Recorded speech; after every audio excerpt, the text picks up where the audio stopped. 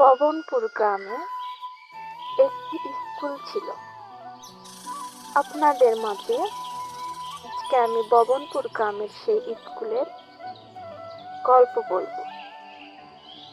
ভিডিওর শুরুতে বলছি, যারা নতুন আছেন আমার চ্যানেলটাকে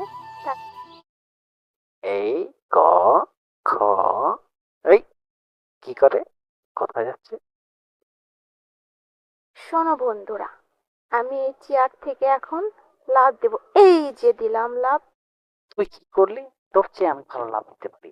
এই দেখ আমি কিভাবে লাভ, এই যে দিলাম। আরে, তুই তো ছেলে হয়েও আমার চেয়ে দূরে যেতে পারলি না। আমি তো তোর থেকে অনেক উঁচু থেকে লাফ দিলাম। হুম, এই তো, তাই না?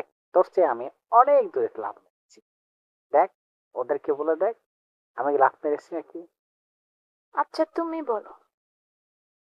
আচ্ছা বাদ দাও, তুমি আগে আমি বুঝতে পারো, আর কাউকে বলার দরকার নেই। ঠিক আছে। হা হা হা হা হা।